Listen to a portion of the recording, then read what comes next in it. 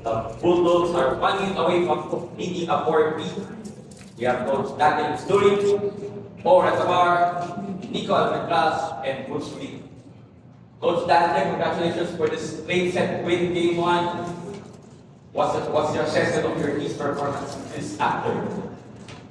Sa naging performance namin, syempre, naging maganda yung result. Siguro, ito yung hinihintay ko sa mga friends ko na nagsabay-sabay sila na maganda yung in terms of skills namin talaga, no defense, atake namin, blocking namin. Nandito lahat yun. Kaya nga, sobrang thankful ako sa panalo namin ngayon. At sana tuloy-tuloy pa yung ganun na sitwasyon namin tuloy sa akin.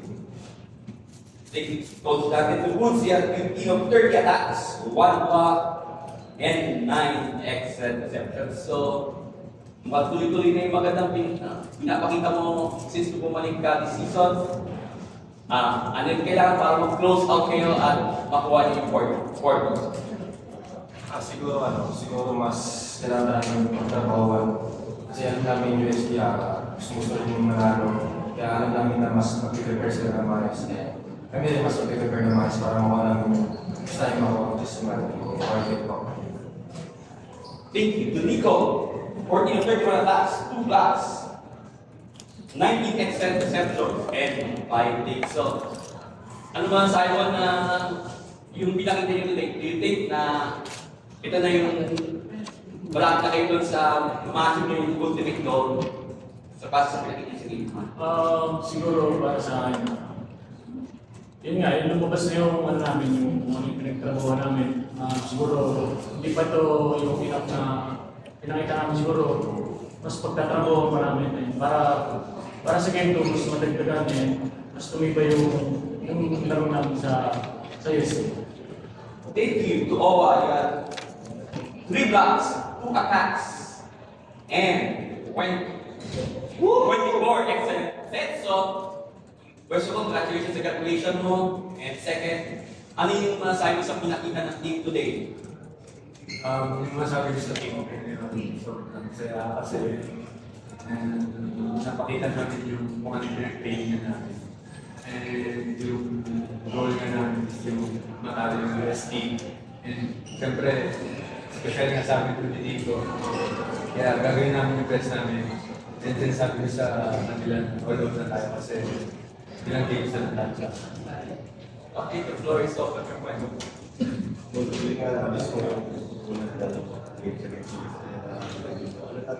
Naging mindset mo ngayon na finals na mas kailangan yung panalo. Actually, dumating ako sa point na parang hindi ko mapakalit kasi sobrang excited na hindi ko alam bago pumunta ng game na yan. Yung naging mindset ko na lang is kung sila kayo kasi nasa loob ako ng talagang sinasabi sa akin na huwag kang mangyayari kung sila ko sila. And nung nag-game lang sa 21-5 tempo, tuloy-tuloy ko. Pero Coach, gano'n ka ng bagay na ngayon kayo sa kasi kung una nakaharap kayo yung USP, wala ka siya. Siguro na dumating si Bulls, mas tumaas yung porsyento namin talaga. Hindi naman tumaas talaga na in terms of atake namin. Pwede namin ma-function namin kung siyang pinakailangan namin ng puntos. Nandun siya. Kaya siguro yung naging alam mo namin ngayon sa USD. Kasi before na naman namin sila talagang medyo pagdating ng mga net na set na kung kami na nagkakaproblema. Kaya ngayon siguro mas nagustuhan namin yung naging performance mo dito. Kasi every time na mga crucial points namin namin sa Sa kakuha yung ikot bilang last year na patapos sa interview with him. Paano nilang pinipili dyan siguro yung gigil para manalo, para maging steady pa rin yung over yung focus nyo na matapos ng championship at kakuha niya yung ultimate route for him. Totoo na ako magkabi pa excited. Hindi mag-set ito. Gusto na maglaro. Gigil. Pero kasi alam namin na yung USD mataas yun. Pag nag-relax kami, matatalo ko sa akin. So, yung gigil, nilalabas na lang namin siguro sa pagsigaw. Nakaka-score kami, doon na lang. Pero yung gigil na makascore agad, siguro hindi iwasan natin kasi yung mas nagkakaroon. Para sa akin, yun, kagabi, nag-isip din ako kung paano namin nagtalunin yung interest. Bago matulog. Actually, hindi ako makakaroon ng kumain. Hindi ako nakakaroon ng umaga. Nakaisip ko paano nagkaroon ng USD, kung paano yung gagawin namin. So yun, effective naman kasi nagawa namin yung ano yung goal namin. Siguro, yun nga, last na namin yung siguro yung tamang rate na ibigay namin sa mga bata para pag-focus namin. Sila naman yung magdadala. Okay. Game Nico, what can you say? Especially, we know na USD is capable of giving coming na. So, ano yung kailangan mindset nyo para hindi na tayo umabot sa game coach na? Well, sa amin, no, basta lagi ko nila may continue namin yung ginagawa namin. Mula nung simula kami nag-start ng current pandemic talaga, nakapokus talaga kami sa goal namin na patuloy naman namin yung value sa UAP. Siguro unti-unti nagkakaroon ng lakas ng dahil kasi minensi talaga namin na hanggat maaari hindi pwede mag-relax sa mga sitwasyon. Although siyempre dumarating yung time na talaga na kami mga talo ka, pero sabi ko sa kwento, every time nasa loob tayo ng court, kung naman yung ginagawa natin, lagi yung laging sistema natin, lagi yung ibibigay na yung best para hindi tayo magka-problema. In terms of sa game kasi,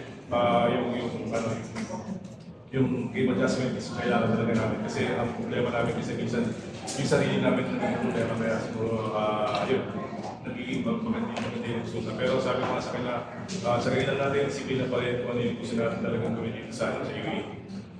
To the seniors, to Owa, to Nico, of course, syempre, gusto nyo na magtapos agad. So, ano yung mindset nyo para maging maganda yung pagtatapos sa career nyo sa UAE? Owa, Yung goal namin is, syempre, yung mag-profit kami. Syempre, hindi naman namin makukuha ng madali yun kung hindi namin magtatrabaho. Syempre, bukas, sa mga susunod na araw, pagkatrabaho pa namin kung ano ba yung mga pagkukulangan. Ayun yan, sabi na ni magtatrabaho namin. And syempre, UST, yung coaching staff nila, magagaling din. So, paghandaan natin yung adjustment na gagawin nila. And syempre, mag-adjust din kami. Kung ano rin pwede namin i-improve pa, and kung ano pa yung pwede namin maging advantage game namin sa UST. congratulations, Coach Dante. Owa, Nico, and Hey.